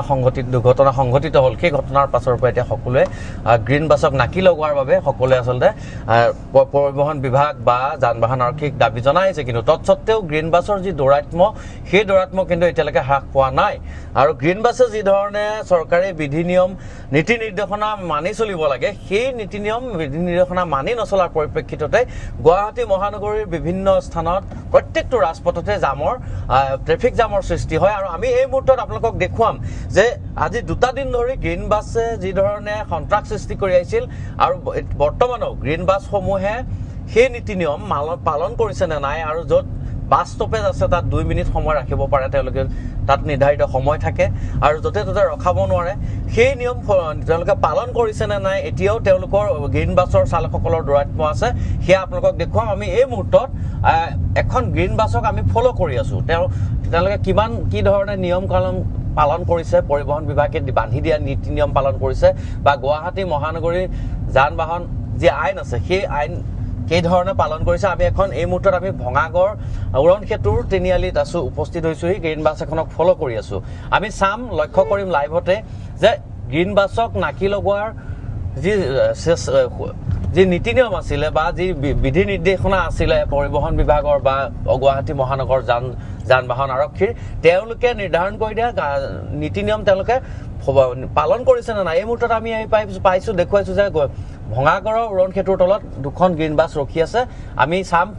আমি অহাৰ আগৰ পৰাই ৰখি আছে আৰু ইতিমধ্যে এখন পাৰ হৈ গ'ল আমি আগলৈ গৈছোঁ আগত এটা বাছ ষ্টপেজ আছে যিটো লাচিত নগৰৰ মূল বাছ ষ্টপেজ আছে সেইখিনিলৈ যাম তেওঁলোকে কিমান সময় তাত বাহন ৰখাই গ্ৰীণ বাছখন ৰখাই নে আগত ৰখাইগৈ সেয়া চাম কাৰণ এয়া আচলতে ভিজুৱেলে স্পষ্ট কৰি দিছে যে এই দৃশ্য স্পষ্ট কৰি দিছে যে গ্ৰীণ বাছে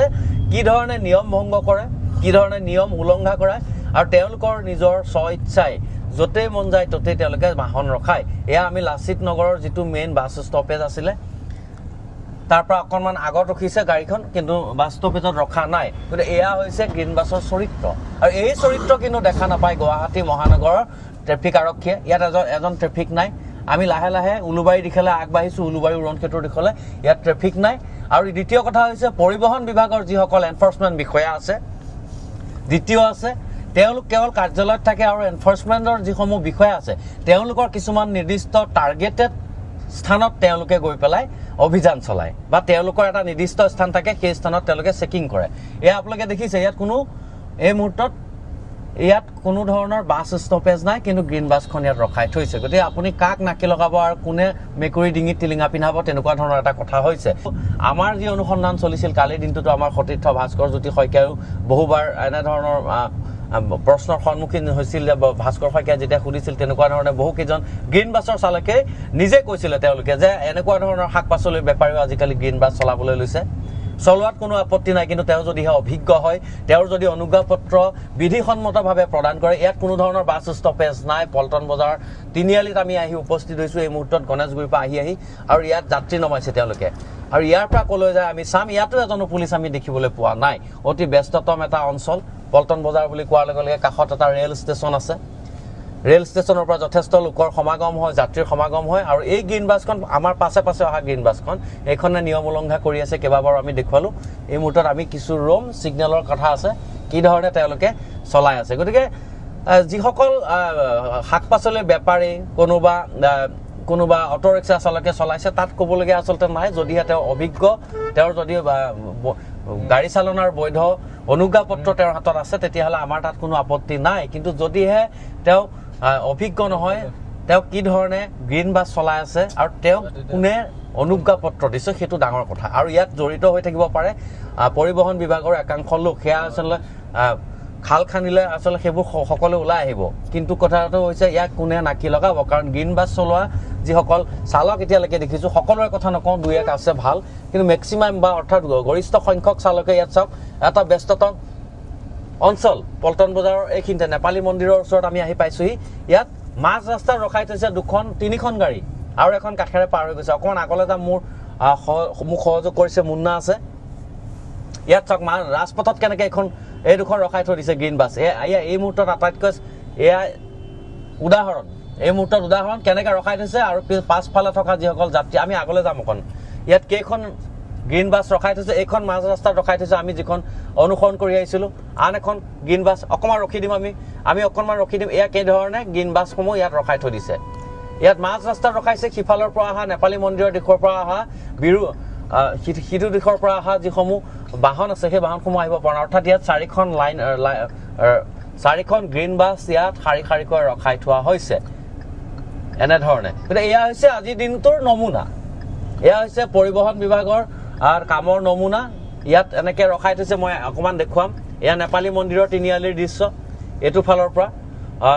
যান বাহন আহিব পৰা নাই, কাৰণ এইফালে এখন গ্ৰীণ বাছ মাজ পথত ৰখাই থৈ দিছে। এইখন গ্ৰীণ বাছ এখন মাজ পথত ৰখাই থৈছে, যাৰ বাবে সিফালৰ পৰা অহা বাহনসমূহ আহিব পৰা নাই। একেদৰে আমি আকৌ দেখুৱাম এই দুখন বাহন এতিয়াও, এই দুখন গ্ৰীণ বাছ এতিয়াও ইয়াত ৰখাই থৈ দিছে। তেওঁলোকৰ পাছফালে যে গাড়ী আহিব তাৰ প্ৰতি কোনো ভ্ৰূক্ষেপ নাই। তেওঁলোকে নিজৰ ইচ্ছামতে যিমান মন যায় সিমান ৰখাই থৈছে। গতিকে এয়া হৈছে জ্বলন্ত উদাহৰণ। এয়া লাইভত দেখি আছে। এয়া আমি সজাই কোৱা, মনে সাজি কোৱা কাহিনী নহয়। এনেধৰণে তেওঁলোকে গ্ৰীণ বাছ চলাই আছে গুৱাহাটীত। আমি আৰু আগলৈ যাম, আমি আৰু অকণ আগলৈ যাম। গ্ৰীণ বাছ কেইবাখনো পাৰ হৈ গৈছে, কিন্তু এওঁলোকৰ যিসকল গ্ৰীণ বাছ আছে এই গ্ৰীণ বাছ কেইখনে কিন্তু এতিয়ালৈকে আহিব পৰা নাই। আৰু তেওঁলোকে যাত্ৰীৰ বাবে বিষ্ণু, আপুনি লাইনতে থাকক, আপুনি অনুসৰণ কৰি থাকক গ্ৰীণ বাছক। লাইভ অনুসৰণ কৰি আছে বিষ্ণু এই মুহূৰ্তত আছে। আপুনি লাইনতে থাকক, আপোনাৰ সৈতে আমি পুনৰ যোগাযোগ কৰিম। কিন্তু এই মুহূৰ্তত এক প্ৰতিবেদন চাই লওঁ। গুৱাহাটীৰ ৰাজপথত যেন পদে পদে মৃত্যু ভয়, গ্ৰীণ বাছৰ ময়মতালি। নিশ্চয়কৈ প্ৰিয়ংকা, মই বৰ্তমান উলুবাৰীৰ পৰা গণেশগুৰি খানাপাৰা অভিমুখে এখন গ্ৰীণ বাছৰ পিছা কৰিছোঁ। আৰু সেই গ্ৰীণ বাছখন অনুসৰণ কৰি আচলতে নিউজ 18 অসম নৰ্থ ইষ্টৰ দৰ্শকসকলক লাইভ যিখিনি ভিজুৱেলছ, সেই ভিজুৱেলছখিনি দেখুৱাবলৈ বিচাৰিছোঁ যে কোন সময়ত কোনখিনি ঠাইত আচলতে গ্ৰীণ বাছসমূহ ৰখে বা গ্ৰীণ বাছসমূহৰ বাবে কেনেদৰে হাৰাশাস্তিত ভুগিবলগীয়া হৈছে আন বাহনসমূহৰ চালকসকল, আন বাহনসমূহৰ যাত্ৰীসকল। মই যিখন গ্ৰীণ বাছ ফ'ল' কৰিছোঁ সেই গ্ৰীণ বাছখনৰ নাম্বাৰ হৈছে AS 2026 2614 এইখন এখন গ্ৰীণ বাছ আৰু এই গ্ৰীণ বাছখন যদি চাই তেতিয়াহ'লে বৰ্তমান যি সময়ত যি ঠাইত ৰখি আছে যিসকল আচলতে যাত্ৰীক উঠোৱা নমা কৰিছে সেই ঠাইখিনিত আচলতে কোনো ধৰণৰ বাছ ষ্টপেজ নাই, কোনো ধৰণৰ আচলতে ৰখিবলগীয়া সেইখিনি ঠাই নহয়। অজস্ৰ জাম হৈছে বাছখনৰ কাৰণে, পিছফালৰ গাড়ীয়ে ইতিমধ্যে হৰ্ণ বজাই আছে, কিন্তু কোনো ধৰণৰ সেই বাছখনে আচলতে ছাইড দিয়াও পৰিলক্ষিত হোৱা নাই। কাষতেই দেখুৱাইছোঁ এগৰাকী আৰক্ষীও আছে, যান বাহন আৰক্ষীও, কিন্তু সেই যান বাহন আৰক্ষীসকলকো যেন ভ্ৰূক্ষেপ নকৰে, একো তেওঁলোকে আচলতে কেয়াৰ নকৰে আচলতে গ্ৰীণ বাছৰ চালকসকলে। কালি যেতিয়া গ্ৰীণ বাছৰ চালকৰ পৰা মন্তব্য লৈছিলোঁ, সেই চালকসকলৰ মাজৰে এজন চালকে কৈছিল যে তেওঁলোকৰ যি অনভিজ্ঞ চালকসকলক আচলতে যি লাইচেঞ্চ তেওঁলোকক প্ৰদান কৰিছে, যি অনুজ্ঞাপত্ৰ প্ৰদান কৰিছে, সেয়া হয়তো চৰকাৰৰ ফালৰ পৰা নিশ্চয়কৈ তেওঁলোকক সেয়া প্ৰদান কৰা হৈছে। গতিকে চৰকাৰী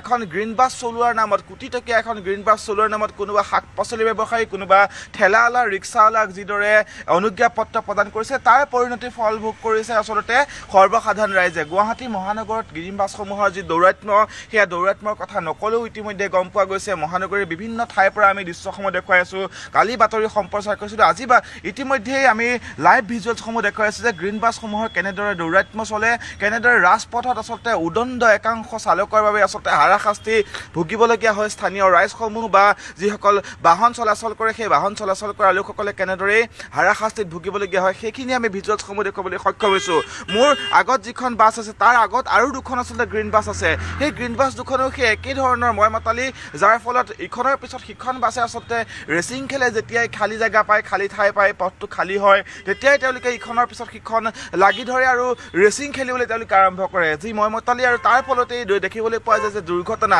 মহানগৰীত প্ৰতিদিনে গ্ৰীণ বাছৰ দুৰ্ঘটনাত কোনো লোকৰ হয়তো আহত হয়, কোনো লোক নিহত হয়। আমি যদি পৰহিৰ কথা কওঁ তেতিয়াহ'লে প্ৰিয়ংকা দেখিবলৈ পোৱা গৈছিল যে দুজনকৈ যুৱক,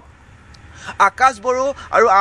আন এজন যুৱক আচলতে তাতে মৃত্যু হোৱা দেখিবলৈ পোৱা গৈছিল। পাণবজাৰত গ্ৰীণ বাছৰ দৌৰাত্ম্যৰ ফলতেই আচলতে সেই দুজনকৈ যুৱক, যি পাহুৱাল ডেকা আছিল, যি সম্ভাৱনাময় যুৱক আছিল, সেই দুয়োগৰাকী যুৱকৰ মৃত্যু হোৱা দেখিবলৈ পোৱা গৈছিল। তাৰপিছতে আচলতে গ্ৰীণ বাছসমূহক আমি অনুসৰণ কৰা আৰম্ভ কৰিছোঁ। তাৰপিছতে আমি গ্ৰীণ বাছসমূহৰ যি দৌৰাত্ম্য, সেই দৌৰাত্ম্যসমূহ আপোনালোকক দেখুৱাবলৈ যত্ন কৰিছোঁ। এয়া মহানগৰীৰ উলুবাৰীৰ পৰা আমি গ্ৰীণ বাছসমূহ ফ'ল' কৰি এখন আমি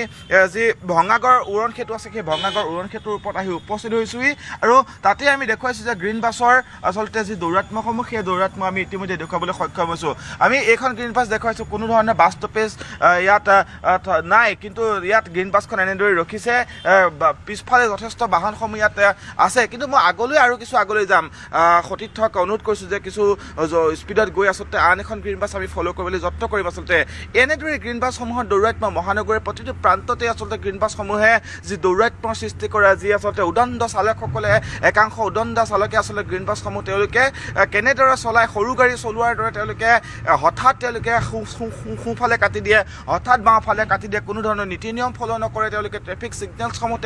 তেওঁলোকে নামানে। যিসমূহ ঠাইত আচলতে বাছ ষ্টপেজ থাকে, সেই বাছ ষ্টপেজ থকা ঠাইসমূহত নৰখায়, যদিও ৰখায় আচলতে তেওঁলোকে 10 মিনিটৰ পৰা 15 মিনিট 20 মিনিট সময় এখন বাছ তাত ৰাখি থয়। গতিকে যথেষ্ট ইয়াত আহুকালৰ সৃষ্টি হয়, যথেষ্ট অসুবিধাৰ সৃষ্টি হয়। আমি সেই দৃশ্যসমূহ দেখুৱাই আছোঁ, মহানগৰীৰ প্ৰতিটো প্ৰান্তৰ পৰা আমি দৃশ্যসমূহ দেখুৱাই থাকিবলৈ যত্ন কৰিছোঁ। সতীৰ্থ বিষ্ণু শইকীয়াই ইতিমধ্যেই পাণবজাৰৰ পৰা সেই দৃশ্যসমূহ দেখুৱাই আছে, গ্ৰীণ বাছসমূহক তেওঁ অনুসৰণ কৰিছে। গতিকে এই গ্ৰীণ বাছৰ দৌৰাত্ম্যৰ কথা আমি ইতিমধ্যে কৈছোঁৱেই, তেওঁলোকে য'তে ত'তে যধে মধে আচলতে গ্ৰীণ বাছসমূহ ৰাখি যি প্ৰলয়ৰ সৃষ্টি কৰে, যি আচলতে উদণ্ড মানসিকতাৰ যিসকল আচলতে চালকসকল আছে, সেই চালকসকলে এনেদৰে বাছসমূহ ৰাখি যি এক অভাৱনীয় পৰিৱেশৰ সৃষ্টি কৰে, আমি সেই দৃশ্যসমূহ দেখুৱাবলৈ ইতিমধ্যে বিচাৰিছোঁ। আজি দেওবাৰ, কিছু যান জঁট কম, আজি সেই যান জঁট কম হোৱাৰ পিছতো আচলতে তেওঁলোকে যথেষ্ট যান জঁট লগাই গ্ৰীণ বাছৰ চালকসকলে। আমি বিভিন্ন প্ৰান্তৰ পৰা দৃশ্যসমূহ ইতিমধ্যেই দেখুৱাই আছোঁ, আমি লাইভ অনুসৰণ কৰি আছোঁ। যিসমূহ গ্ৰীণ বাছ আছে, সেই গ্ৰীণ বাছসমূহক আমি অনুসৰণ কৰি আছোঁ, ফ'ল' কৰি আছোঁ। সেই বাছসমূহক আমি দেখুৱাইছোঁ যে কেনেদৰে তেওঁলোকে ক'ত ৰাখে, য'ত আচলতে য'তেই যাত্ৰী পায় ত'তেই বাছসমূহ ৰখাই থয়, তাতেই ৰখাই দিয়াৰ লগে লগে পিছফালে কিমান বাহন আহি থাকে তেওঁলোকে সেয়া তেওঁলোকৰ প্ৰতি ভূক্ষেপ নাই সেই বাহনসমূহৰ প্ৰতি। তেনেদৰে তেওঁলোকে অহা যোৱা কৰি থাকে, হৰ্ণৰ পিছত ইখন গাড়ীৰ পিছত সিখন গাড়ীয়ে হৰ্ণ মাৰে, কিন্তু কোনো ধৰণৰ আচলতে সেই হৰ্ণ তেওঁলোকে গুৰুত্ব নিদিয়ে বা যান বাহন আৰক্ষী কাষতেই থাকিলেও আচলতে সেই যান বাহন আৰক্ষী কোনো ধৰণৰ গুৰুত্ব প্ৰদান নকৰে। এই বাহনখন দেখুৱাইছোঁ মই, যি দৃশ্য দেখুৱাইছিলোঁ প্ৰায় 5 মিনিটৰ ওপৰ হ'ল, কিন্তু বাহনখন 5 মিনিটৰ পিছতহে আচলতে ইয়াৰ পৰা এৰিছে। এনেদৰে আচলতে বাহনসমূহে ঠাইসমূহত আচলতে যিসমূহ ঠাইত চিটি বাছ ৰাখিবলৈ তেওঁলোকে ইতিমধ্যে এই বাছ ষ্টপেজ নিৰ্মাণ কৰিছে সেই বাছ ষ্টপেজসমূহ ৰখাৰ পিছতো তেওঁলোকে বহু সময় ধৰি আচলতে সেই বাহনসমূহ ৰখি থকা দেখিবলৈ পোৱা যায় গ্ৰীণ বাছসমূহ ৰখি থাকে আৰু তাৰ পাছতেই এনেধৰণৰ আহুকালৰ সৃষ্টি হয় গতিকে এই গ্ৰীণ বাছসমূহৰ যি আচলতে উদণ্ড মানসিকতাৰ চালকসকলৰ কথা আমি কৈছোঁৱেই কালিৰ দিনটোত আমি মন্তব্য সেই চালকসকলৰ মাজৰে এজন চালকে কৈছিল যে তেওঁলোকে ঠেলাৱালা ৰিক্সাৱালা শাক পাচলি ব্যৱসায়ীসকলক আচলতে পূৰ্বতে একালত যিসকলে গুৱাহাটীত শাক চব্জি বেচিছিল শাক পাচলি বেচিছিল ঠেলা ৰিক্সা চলাইছিল সেইসকলক আচলতে এনেকুৱা ধৰণে বাছৰ লাইচেঞ্চ দিছে এখন হেভি ভেহিকলৰ লাইচেঞ্চ দিছে আৰু সেই যি হেভি ভেহিকল সেই ভেহিকলখন তেওঁলোকক চলাবলৈ অনুজ্ঞাপত্ৰ প্ৰদান কৰিছে গতিকে যথেষ্ট অসুবিধা তেওঁলোকৰ বাবে এয়া মই দেখুৱাইছোঁ ৰাস্তাৰ মাজতে হঠাৎ বাহনখন ৰখাই দিছে কোনো ধৰণৰ কাৰো প্ৰতি ভ্ৰক্ষেপ নাই এয়া যাত্ৰী নামিছে তেওঁলোকে যাত্ৰী নমোৱাৰ বাবে হঠাৎ বাহনখন এনেদৰে ৰখাই দিছে গতিকে সেই বাহনখন ৰখাই দিয়াৰ পিছত পিছফালে যিখন বাহন স্পীডত আহি থাকে যদিহে খালী থাকে সেই বাহনখনো যথেষ্ট অসুবিধাত ভোগে চালকগৰাকীয়ে যথেষ্ট অসুবিধাত ভোগে গতিকে কোনো ধৰণৰ ভ্ৰক্ষেপ নথকা এই চালকসকলক চৰকাৰে কেনেকুৱা ধৰণৰ তেওঁলোকৰ নাকি লগাব কেনেকুৱা ধৰণে চৰকাৰে তেওঁলোকক আচলতে শিক্ষা প্ৰদান কৰিব সেয়াও কিন্তু পৰৱৰ্তী সময়ত নিশ্চয়কৈ লক্ষণীয় হ'ব ইতিমধ্যেই পৰিবহণ মন্ত্ৰীৰ ফালৰ পৰা আচলতে কোনো ধৰণৰ মন্তব্য অহা নাই কালিৰ দিনটোতো আমি ইতিমধ্যে বাতৰি সম্প্ৰচাৰ কৰিছিলোঁ বাহনসমূহ যধে মধে ৰখোৱা য'ত ত'ত ৰখোৱা সময়তকৈ অত্যাধিক সময় আচলতে ষ্টপেজত ৰখোৱা সেইসমূহ সন্দৰ্ভত আমি বাতৰি সম্প্ৰচাৰ কৰিছিলোঁ তাৰ পিছতে দেখা পোৱা গৈছিল যে বাহনসমূহে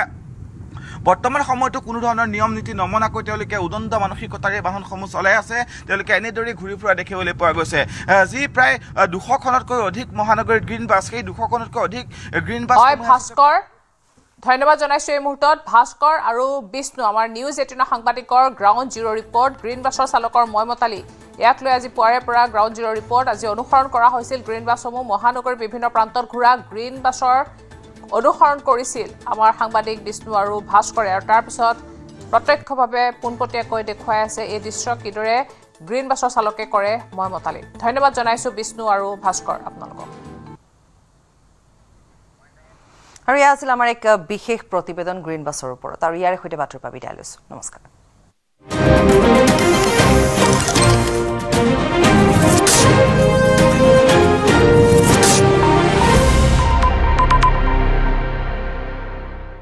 अक्कर बक्कर बम्बे बो ঘৰত কোনটো টিএমটি লগাইছে माइथन स्टील আপোনাৰ ওপৰত ট্ৰাষ্ট কৰিব পাৰি ओके ষ্ট্ৰং মানে মাইথান ষ্টীল